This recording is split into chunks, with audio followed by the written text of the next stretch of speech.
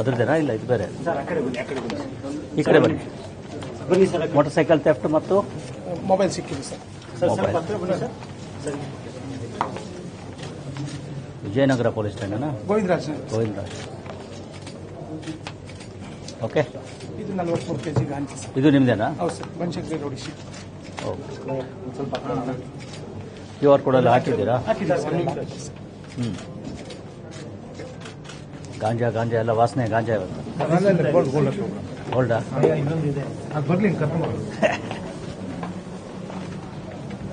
ಬನ್ನಿ, ಎಲ್ಲಿ Girinagar additional city West ಬನ್ನಿ. ಹಾಂ ಇದೆಯಪ್ಪ ನಮ್ಮ ಓಕೆ. ಏನೇನಿದೆಯಪ್ಪ? ಎಷ್ಟಿದು? 258. ಇವನು ರಿಲೇಟಿವ್ ಇದೇನು ಡೈಮಂಡಾ ಅಥವಾ ಏನಿದು? ಕರ್ಲು ಇದ್ಯಾರ್ದು? ನಿಮ್ದಾ? 62 kg. ಒಟ್ಟು 62 kg ಮಾದಕ ವಸ್ತು ವಶ. ತಗೊಳ್ಳಿ.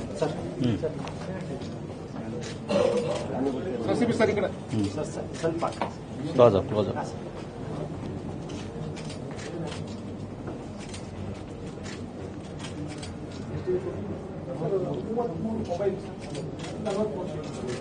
Okay,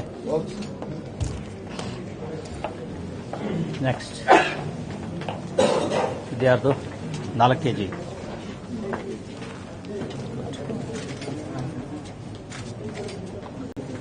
okay, thank you. ಇದು ಒಂದು ದೊಡ್ಡದಾಗಿದೆ. ಆಯ್ತು. 33 ಮೊಬೈಲ್ ಫೋನ್.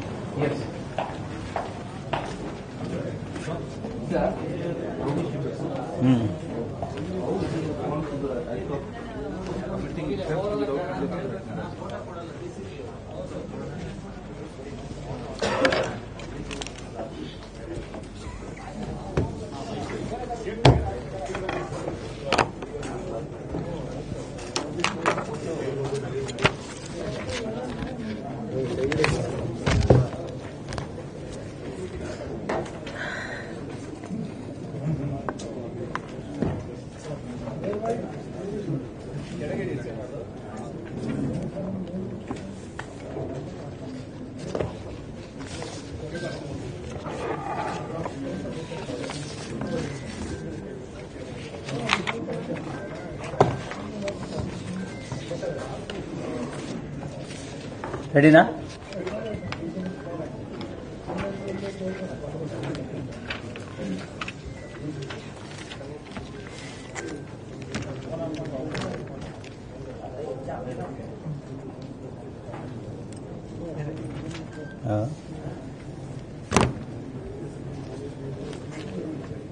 ನಮಸ್ಕಾರ ಎಲ್ಲರಿಗೂ.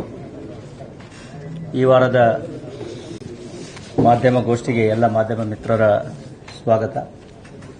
ಇವತ್ತು ಪ್ರಮುಖವಾಗಿ ಬೆಂಗಳೂರು ನಗರದ ಬೇರೆ ವಿಭಾಗಗಳು ಮತ್ತು ನಮ್ಮ ಕೇಂದ್ರ ಅಪರಾಧ ದಳದವರು ಮಾಡಿರ್ತಕ್ಕಂತಹ ಕೆಲವೊಂದು ಉತ್ತಮ ಕಾರ್ಯಾಚರಣೆಗಳ ಬಗ್ಗೆ ತಮ್ಮ ಗಮನವನ್ನು ಸೆಳೀತಾ ಇದ್ದೇವೆ. ಮನೆ ಕನ್ನ ಕಳವು ಪ್ರಕರಣಗಳನ್ನು ಪತ್ತೆ ಮಾಡಿರ್ತಕ್ಕಂಥದ್ದು, ಜೊತೆಗೆ ವಾಹನಗಳ ಕಳ್ಳತನವನ್ನು ಪತ್ತೆ ಮಾಡಿರ್ತಕ್ಕಂಥದ್ದು, ಹಾಗೆಯೇ ಮಾದಕ ವಸ್ತುಗಳ ವಿರುದ್ಧದ ನಮ್ಮ ಸಮರದಲ್ಲಿ ವಶಪಡಿಸಿಕೊಂಡಿರತಕ್ಕಂತಹ ಬೇರೆ ಬೇರೆ ಮಾದಕ ವಸ್ತುಗಳು ಮತ್ತು ಬಂಧಿಸಿರ್ತಕ್ಕಂತಹ ಆರೋಪಿಗಳ ಬಗ್ಗೆ ತಮ್ಮ ಮಾಹಿತಿಯನ್ನು ಸೆಳೆಯಲಿದ್ದೇವೆ.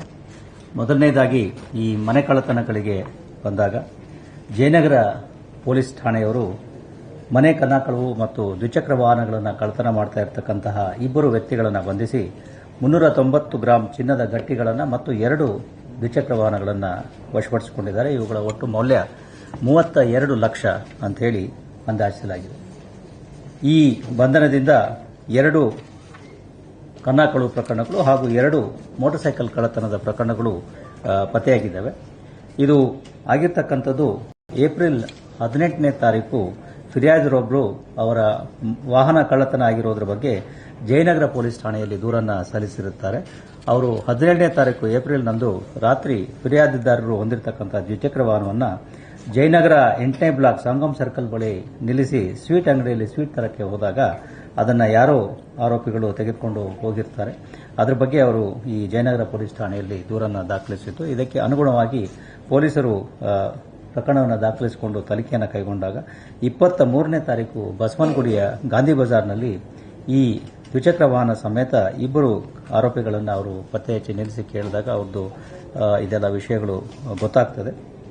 ಅದಾದ ನಂತರ ಅವರನ್ನು ಬಂಧಿಸಿ ಕೂಲಂಕುಷ ವಿಚಾರಣೆಯನ್ನು ಮಾಡಿದಾಗ ಅವರು ಇನ್ನೂ ಇಬ್ಬರು ಆರೋಪಿಗಳ ಜೊತೆ ಸೇರಿ ಮನೆ ಕಳ್ಳತನಗಳನ್ನು ಕೂಡ ಮಾಡಿರ್ತಕ್ಕಂಥದ್ದು ಗೊತ್ತಾಗ್ತದೆ. ಹೀಗಾಗಿ ಅವರುಗಳ ಈ ಸಮಗ್ರ ವಿಚಾರಣೆಯಿಂದ ಜಯನಗರ ಪೊಲೀಸ್ ಠಾಣೆ 2 ದ್ವಿಚಕ್ರ ವಾಹನ ಕಳ್ಳತನದ ಪ್ರಕರಣಗಳು, ಹಾಗೆಯೇ ಸುಬ್ರಹ್ಮಣ್ಯಪುರ ಪೊಲೀಸ್ ಠಾಣೆ 1 ಮನೆ ಕಳ್ಳತನದ ಪ್ರಕರಣ ಮತ್ತು ಕೋಣನಕುಂಟೆ ಪೊಲೀಸ್ ಠಾಣೆ 1 ಮನೆ ಕಳ್ಳತನದ ಪ್ರಕರಣ ಈಗ ಪತ್ತೆಯಾಗಿದ್ದಾವೆ.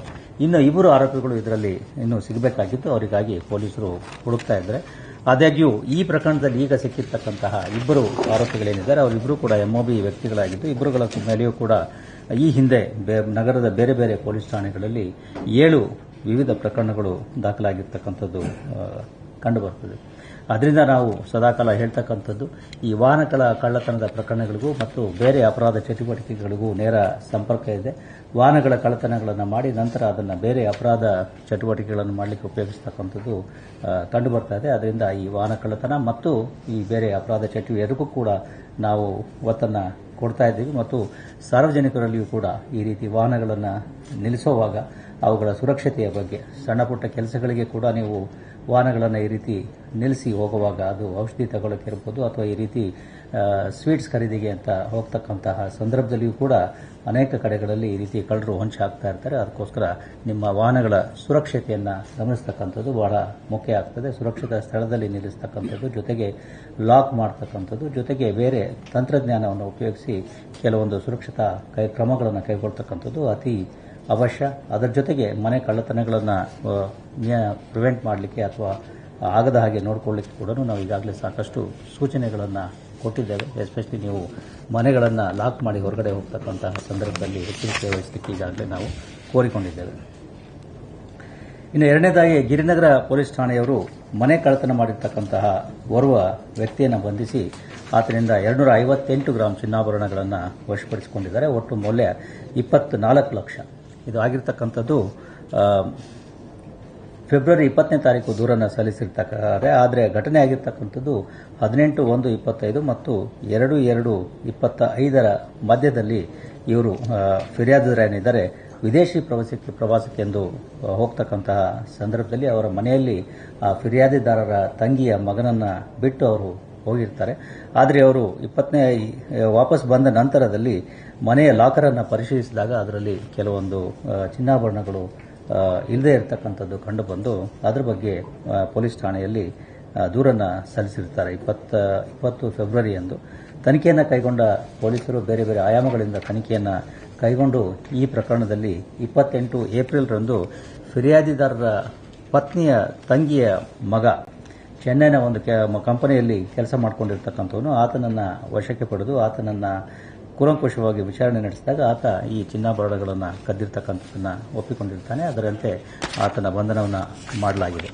ಆರೋಪಿ ಏನಿದ್ದಾನೆ ಈತ ಪ್ರಥಮವಾಗಿ ಈ ಥರ ಕಳ್ಳತನವನ್ನು ಮಾಡಿರ್ತಕ್ಕಂಥದ್ದು ಕಂಡುಬಂದಿದ್ದು BBA ಏವಿಯೇಷನ್ ಮ್ಯಾನೇಜ್ಮೆಂಟ್ನಲ್ಲಿ BBA ಮಾಡಿರ್ತಕ್ಕಂಥದ್ದು ಕಂಡುಬಂದಿರ್ತದೆ.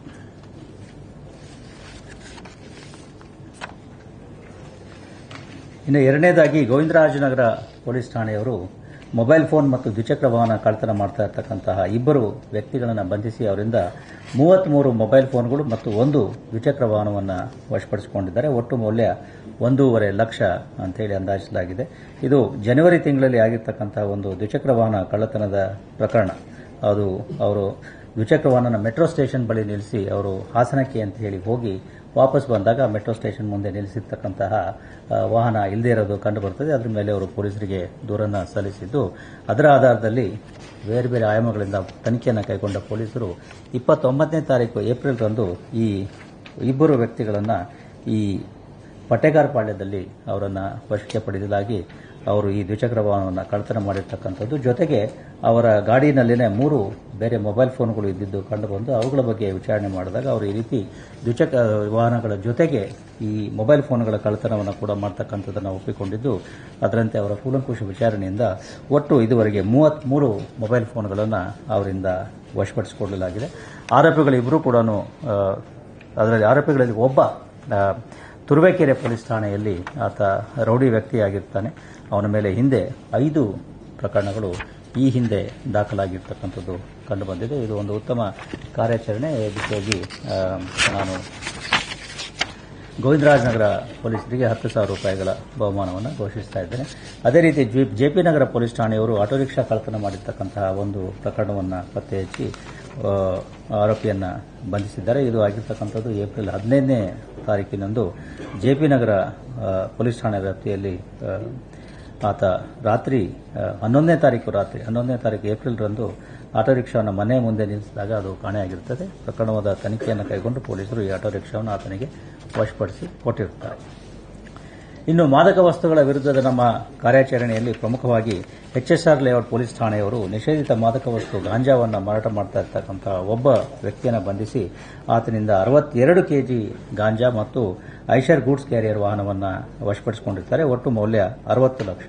ಇದು ಆಗಿರ್ತಕ್ಕಂಥದ್ದು ಮೇ 1ನೇ ತಾರೀಕಿನಂದು. ಖಚಿತ ಮಾಹಿತಿಯ ಮೇರೆಗೆ ಎಚ್ಎಸ್ಆರ್ ಪೊಲೀಸ್ ಠಾಣೆಯವರು ಅವರ ವ್ಯಾಪ್ತಿಯಲ್ಲಿ ಈ ವ್ಯಕ್ತಿಯನ್ನು ಬಂಧಿಸಿ 62 ಕೆಜಿ ಗಾಂಜಾ ಮತ್ತು ವಾಹನವನ್ನು ವಶಪಡಿಸಿಕೊಂಡಿರ್ತಾರೆ. ಆತ ಕೂಲಂಕುಷವಾಗಿ ಆತನನ್ನು ವಿಚಾರಣೆ ಮಾಡಿದಾಗ ಆತ ಒರಿಸ್ಸಾ ರಾಜ್ಯದಿಂದ ಈ ಗಾಂಜಾವನ್ನು ತಂದು ಇಲ್ಲಿ ಮಾರ್ತಾ ಇದ್ದ ಅಂತೇಳಿ ಕಂಡುಬಂದಿದೆ. ಆರೋಪಿ ಏನಿದ್ದಾನೆ ಈತನ ಮೇಲೆ ಹಿಂದೆ 7 ಬೇರೆ ಬೇರೆ ರೀತಿಯ ಪ್ರಕರಣಗಳು, ಮಾದಕ ವಸ್ತುಗಳ ಪ್ರಕರಣ ಅಲ್ಲ, ಬೇರೆ ಕಳ್ಳತನ, ರಾಬರಿ, 307 ಈ ರೀತಿಯ ಪ್ರಕರಣಗಳು ಆತನ ಮೇಲೆ ಹಿಂದೆ ಆಗಿರ್ತಕ್ಕಂಥದ್ದು ಕಂಡುಬರುತ್ತದೆ.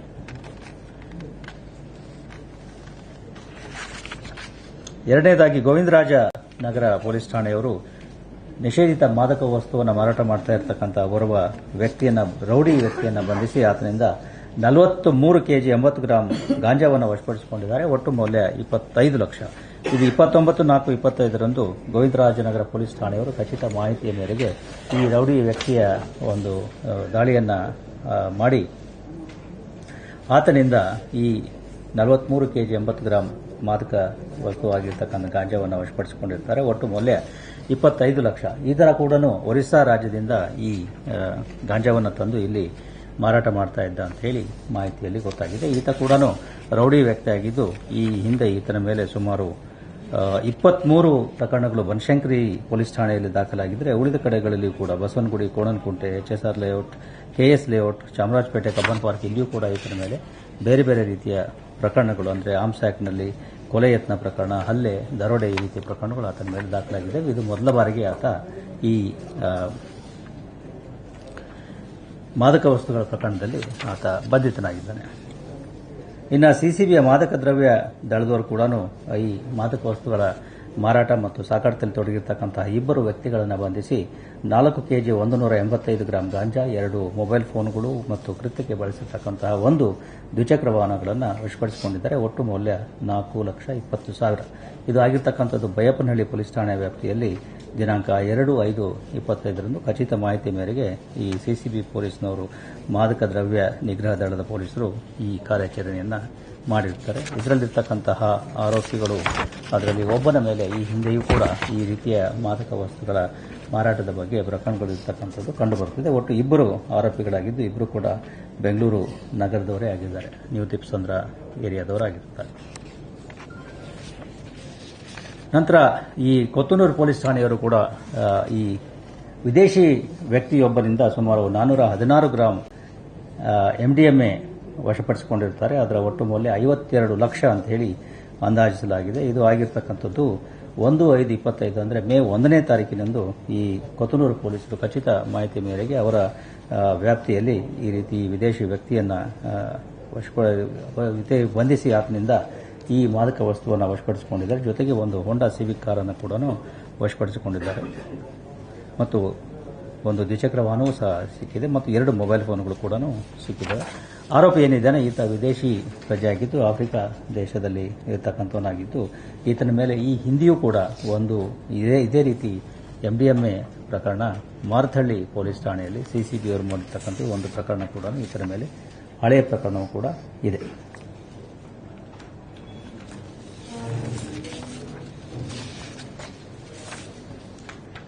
ಇನ್ನು CCBಯ ವಿಶೇಷ ವಿಚಾರಣಾ ದಳದವರು ಈ IPL ಕ್ರಿಕೆಟ್ ಮ್ಯಾಚ್ ಸಂಬಂಧವಾಗಿ ಕೆಲವೊಂದು ಈ ಬ್ಲ್ಯಾಕ್ ಮಾರ್ಕೆಟಿಂಗ್ನಲ್ಲಿ ಟಿಕೆಟ್ ಮಾರಾಟ ಮಾಡ್ತಾ ಇರತಕ್ಕಂತಹ ಕೆಲವು ವ್ಯಕ್ತಿಗಳನ್ನು ಬಂಧಿಸಿ ಅವರಿಂದ ಈ ಬ್ಲ್ಯಾಕ್ ಮಾರ್ಕೆಟ್ಗಾಗಿ ಅವರು ಉಪಯೋಗಿಸಿರ್ತಕ್ಕಂಥ ಟಿಕೆಟ್ಗಳು, ಹಣ ಮತ್ತು ಮೊಬೈಲ್ ಫೋನ್ಗಳನ್ನು ವಶಪಡಿಸಿಕೊಂಡಿದ್ದಾರೆ. ಇದರಲ್ಲಿ ಪ್ರಮುಖವಾಗಿ ಈ ಮೊದಲನೇ ಪ್ರಕರಣ ದಿನಾಂಕ 3/5ರಂದು ಆಗಿದ್ದು ಅದರಲ್ಲಿ ಒಬ್ಬ ವ್ಯಕ್ತಿ ಕಬ್ಬನ್ ಪಾರ್ಕ್ ಪೊಲೀಸ್ ಠಾಣೆ ವ್ಯಾಪ್ತಿಯ ಬಾಲ್ ಭವನದ ಹತ್ರ ಈ ರೀತಿ ಟಿಕೆಟ್ಗಳನ್ನು ಮಾರಾಟ ಮಾಡುವಾಗ ಸಿಕ್ಕಿಬಿದ್ದಿರ್ತಾನೆ. ಆತನ ಹತ್ರ 4 IPL ಟಿಕೆಟ್ಗಳು, 1 ಮೊಬೈಲ್ ಫೋನ್ ಮತ್ತು 1,100 ನಗದು ಹಣವನ್ನು ವಶಪಡಿಸಿಕೊಳ್ಳಲಾಗಿದೆ. ಅದೇ ರೀತಿ ಅದೇ ದಿವಸದಂದು ಇನ್ನೂ 2 ವ್ಯಕ್ತಿಗಳು ವಿಲ್ಸನ್ ಗಾರ್ಡನ್ ಪೊಲೀಸ್ ಠಾಣೆಯ A2B ಹತ್ರ ಸಿಕ್ಕಿಕೊಂಡಿದ್ದು ಅವರ ಹತ್ತಿರ 9 IPL ಟಿಕೆಟ್ಗಳು, 2 ಮೊಬೈಲ್ ಫೋನ್ಗಳನ್ನು ಪೊಲೀಸರು ವಶಪಡಿಸಿಕೊಂಡಿದ್ದಾರೆ. ಇದು ಆರೋಪಿಗಳೆಲ್ಲ ಬೆಂಗಳೂರು ನಗರದವರೇ ಆಗಿದ್ದು ಕೆಲವರು ವಿದ್ಯಾರ್ಥಿಗಳಾಗಿದ್ದರೆ ಇನ್ನು ಕೆಲವರು ಬೇರೆ ಏನು ಓದ್ದೇನೆ ಈ ರೀತಿ ಐಸ್ ಕ್ರೀಮ್ ಮಾರಾಟ ಮಾಡಿಕೊಂಡಿರ್ತಕ್ಕಂಥವ್ರು, ಆ ರೀತಿ ವ್ಯಕ್ತಿಗಳು ಇದರಲ್ಲಿ ಬಂಧಿತರಾಗಿದ್ದಾರೆ. ಇನ್ನು ಕೊನೆಯದಾಗಿ ಒಂದು ಸಣ್ಣ ಪ್ರಕಟಣೆ ತಮಗೆ ಜ್ಞಾಪಕ ಇರೋದಾದರೆ ಕಳೆದ ವರ್ಷ ಜನವರಿ ತಿಂಗಳಲ್ಲಿ ಅಂದರೆ 24ರ ಜನವರಿ ತಿಂಗಳಲ್ಲಿ ನಾವು ಈ ಬೆಂಗಳೂರು ನಗರದಲ್ಲಿ ಇರತಕ್ಕಂತಹ ಈ ಸಾರ್ವಜನಿಕ ವಲಯಗಳಿರ್ತಕ್ಕಂತಹ ಈ CCTV ಕ್ಯಾಮೆರಾಗಳ ಬಗ್ಗೆ ತಮ್ಮ ಗಮನವನ್ನು ಸೆಳೆದಿದ್ವಿ. ಆ ಸಂದರ್ಭದಲ್ಲಿ ಬೆಂಗಳೂರು ನಗರದಲ್ಲಿ ಒಟ್ಟು 2,32,711 ಬೇರೆ ಬೇರೆ CCTV ಕ್ಯಾಮೆರಾಗಳು ಇರ್ತಕ್ಕಂಥದ್ದು ಗೊತ್ತಾಗಿತ್ತು. ಅದಾದ ನಂತರದಲ್ಲಿ ನಾವು ಈ 2024 ಡಿಸೆಂಬರ್ ಕೊನೆಯ ವೇಳೆಗೆ ಬೆಂಗಳೂರು ನಗರದ ಈ CCTV ಕ್ಯಾಮೆರಾಗಳ ಸಂಖ್ಯೆಯನ್ನು 5 ಲಕ್ಷಕ್ಕೆ ಹೆಚ್ಚಿಸುವುದಾಗಿ ನಾವೊಂದು ಪ್ರಯತ್ನವನ್ನು ಮಾಡೋದಾಗಿ ತಿಳಿಸಿದ್ವಿ. ಅದರಂತೆ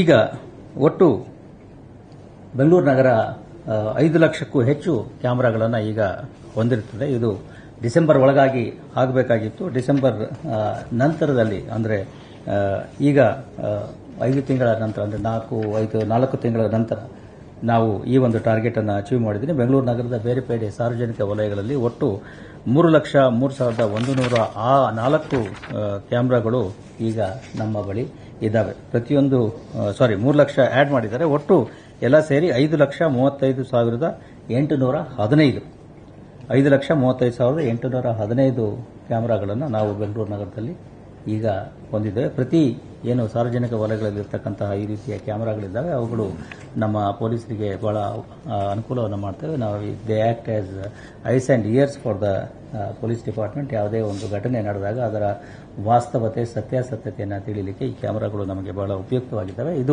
ಈ ಕ್ಯಾಮೆರಾಗಳೇನಿದೆ ಇದು ಬೇರೆ ಬೇರೆ ಮೂಲಗಳಿಂದ ನಾವು ಹಾಕಿಸಿರ್ತಕ್ಕಂಥದ್ದು. ಒಂದು ಪಬ್ಲಿಕ್ ಸೇಫ್ಟಿ ಆಕ್ಟ್ನ ಅಡಿಯಲ್ಲಿ ಎಲ್ಲ ಸಾರ್ವಜನಿಕ ವಲಯಗಳಲ್ಲಿ ಇರತಕ್ಕಂತಹ ಈ ಕಮರ್ಷಿಯಲ್ ಎಸ್ಟಾಬ್ಲಿಷ್ಮೆಂಟ್ಸ್ ಏನಿದೆ ಅವರು ಕ್ಯಾಮೆರಾಗಳನ್ನು ಹಾಕಬೇಕಾಗ್ತದೆ. ಅದರಲ್ಲಿ ಹಾಕಿರ್ತಕ್ಕಂಥದ್ದು ಇದು ಕಾನೂನಿನ ಅಡಿಯಲ್ಲಿ ಮ್ಯಾಂಡೇಟ್ ಆಗಿರ್ತಕ್ಕಂಥದ್ದು. ಎರಡನೇದಾಗಿ ನಾವು ಸೇಫ್ ಸಿಟಿ ಪ್ರಾಜೆಕ್ಟ್ನಲ್ಲಿ ಹಾಕಿರ್ತಕ್ಕಂತಹ ಕ್ಯಾಮೆರಾಗಳು. ಮೂರನೇದಾಗಿ ನಮ್ಮ BBMPಯವರು ಮತ್ತು ಇತರ ಸ್ಥಳೀಯ ಸಂಸ್ಥೆಗಳು ಹಾಕಿರ್ತಕ್ಕಂತಹ ಕ್ಯಾಮೆರಾಗಳು. ನಾಲ್ಕನೇದಾಗಿ ಈ ಸ್ಥಳೀಯವಾಗಿ ಈ ರೆಸಿಡೆಂಟ್ ವೆಲ್ಫೇರ್ ಅಸೋಸಿಯೇಷನ್ ಅವರು ಮತ್ತು ಈ ಸ್ವಂತ ಮನೆಗಳನ್ನು ಯಾರು ಹೊಂದಿರ್ತಾರೆ ಅವರನ್ನು ಕೂಡ ಮನವರಿಕೆ ಮಾಡಿಸಿ ಅವರಿಂದ ಕೂಡ ಕ್ಯಾಮೆರಾಗಳನ್ನು ಬೇರೆ ಬೇರೆ ಕಡೆಗಳಲ್ಲಿ ಅಳವಡಿಸಲಾಗಿದೆ. ಜೊತೆಗೆ ಈ ಬೇಕರಿಗಳು, ಕಾಂಡಿಮೆಂಟ್ ಶಾಪ್ಗಳು, ಟೀ ಶಾಪ್ಗಳು ಏನಿದ್ದಾವೆ ಅವೆಲ್ಲರಿಗೂ ಕೂಡ ನಾವು ಸೂಚನೆಗಳನ್ನು ಕೊಟ್ಟು ಈ ರೀತಿ ಸಾರ್ವಜನಿಕ ವಲಯದಲ್ಲಿ ಅವರ ಅಂಗಡಿಗಳ ಮುಂದೆ ಕ್ಯಾಮೆರಾಗಳನ್ನು ಹಾಕೊಳ್ಳೋಕ್ಕೆ ಸೂಚನೆಯನ್ನು ಕೊಟ್ಟಿದ್ದು, ಈ ಎಲ್ಲ ಕ್ಯಾಮೆರಾಗಳು ಬೆಂಗಳೂರು ನಗರದ ಒಂದು ಭದ್ರತೆಗಾಗಿ, ಸ್ಮಾರ್ಟ್ ಪೆಟ್ರೋಲಿಂಗ್ ದೃಷ್ಟಿಯಿಂದ, ಡಿಜಿಟಲ್ ನಗರ ಭದ್ರತಾ ವ್ಯವಸ್ಥೆಯ ದೃಷ್ಟಿಯಿಂದ ಮತ್ತು ನಾವು ಏನಾದರೂ ಘಟನೆಗಳಾದಾಗ ಅದರ ಪೋಸ್ಟ್ಮಾರ್ಟಮ್ ಅನ್ನು ಮಾಡಲಿಕ್ಕೆ ಮತ್ತು ಸೂಕ್ತ ನಿರ್ಧಾರಗಳನ್ನು ಕೈಗೊಳ್ಳಲಿಕ್ಕೆ ಇವು ಸಾಕಷ್ಟು ಸಹಕಾರಿಯಾಗಿದ್ದಾವೆ. ಇದಕ್ಕೆ ಸಹಕರಿಸಿರ್ತಕ್ಕಂತಹ ಎಲ್ಲ ಬೆಂಗಳೂರಿನ ಪ್ರಜ್ಞಾವಂತ ನಾಗರಿಕರಿಗೆ ನಾವು ಧನ್ಯವಾದಗಳನ್ನು ಮತ್ತು ಅಭಿನಂದನೆಗಳನ್ನು ಹೇಳಲಿಕ್ಕೆ ಇಷ್ಟಪಡ್ತೇವೆ.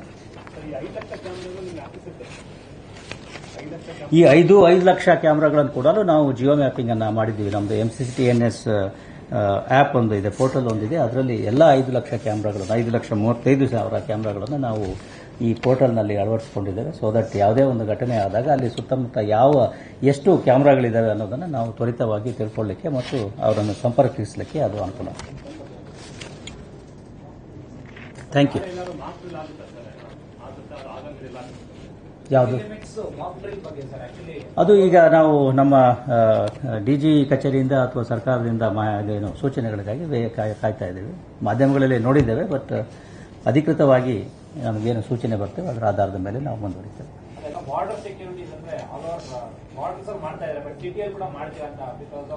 ಹೇಳಿದ್ನಲ್ಲ, ಈಗ ಏನು ಸೂಚನೆಗಳು ಬರ್ತೇವೆ ಅದಕ್ಕೆ ಅನುಗುಣವಾಗಿ ನಾವು ಮಾಡ್ತೇವೆ. ಅಧಿಕೃತವಾಗಿ ಏನು ಸೂಚನೆಗಳು ಬರ್ತೇವೆ ಅದಕ್ಕೆ ಅನುಗುಣವಾಗಿ ನಾವು ಮಾಡ್ತೇವೆ. ಮಾಧ್ಯಮಗಳಲ್ಲಿ ಬಂದಿದ್ದನ್ನು ಗಮನಿಸಿದ್ದೇವೆ, ಬಟ್ ಅಧಿಕೃತ ಸೂಚನೆಗಳಿಗಾಗಿ ಕಾಯ್ತಾ ಇದ್ದೇವೆ.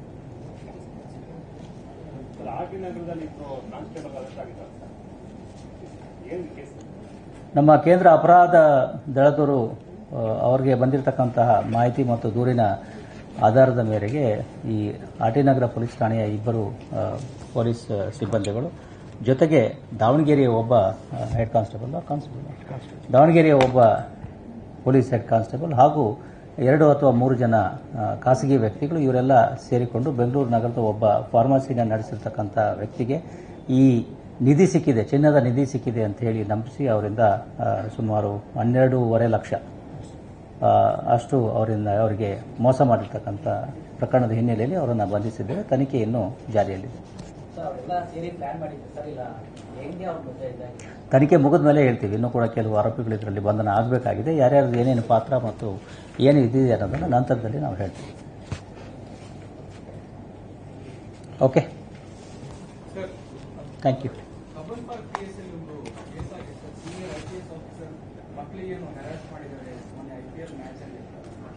ಅದು ಸ್ಟೇಡಿಯಂನಲ್ಲಿ ಆಗಿರ್ತಕ್ಕಂಥ ಘಟನೆಯ ಬಗ್ಗೆ ಒಂದು ಅಪರಾಧ ಪ್ರಕರಣ ಕಬ್ಬನ್ ಪಾರ್ಕ್ ಪೊಲೀಸ್ ಠಾಣೆಯಲ್ಲಿ 3ನೇ ತಾರೀಕು ರಾತ್ರಿ ಆಗಿದೆ. ಅದರ ತನಿಖೆಯನ್ನು ಪೊಲೀಸರು ಕೈಗೊಳ್ತಾ ಇದ್ದಾರೆ.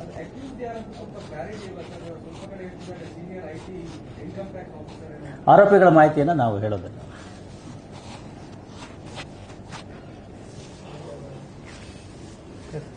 ಓಕೆ, ಬನ್ನಿ.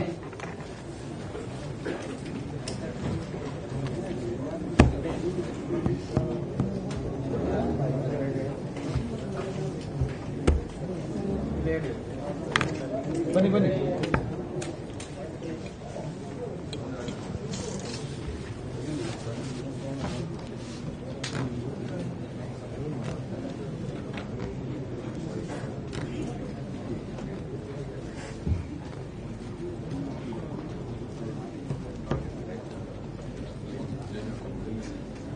ಯಾವ ಪೊಲೀಸ್ ಸ್ಟೇಷನಪ್ಪ ಇದು?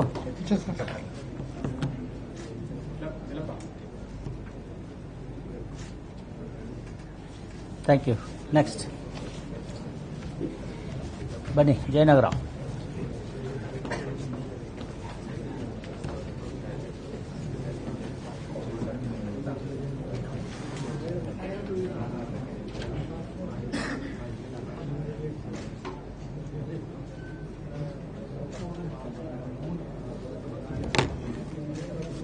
ನೆಕ್ಸ್ಟ್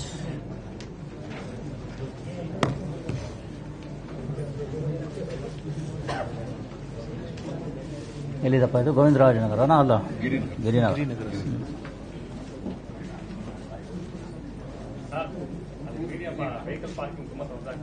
ಎಲ್ಲಿಯಪ್ಪ?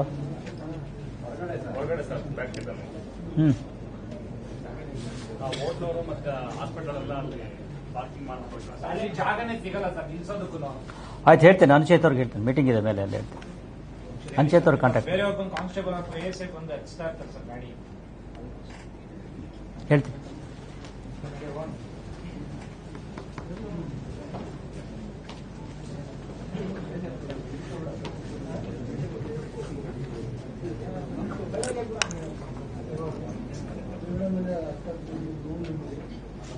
ಹೇಳ್ತೀನಿ. ಅನುಚೇತ್ ಅವ್ರಿಗೆ ಹೇಳ್ತೀನಿ.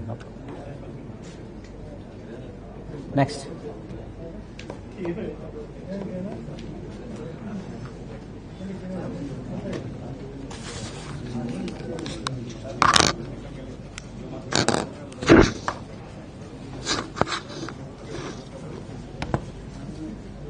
ಹೆಚ್ಚಿನ ವಿಡಿಯೋಗಳಿಗೆ ಪ್ರತಿಧ್ವನಿ ಯೂಟ್ಯೂಬ್ ಚಾನೆಲ್ ಸಬ್ಸ್ಕ್ರೈಬ್ ಮಾಡಿ, ಬೆಲ್ ಐಕಾನ್ ಕ್ಲಿಕ್ ಮಾಡಿ.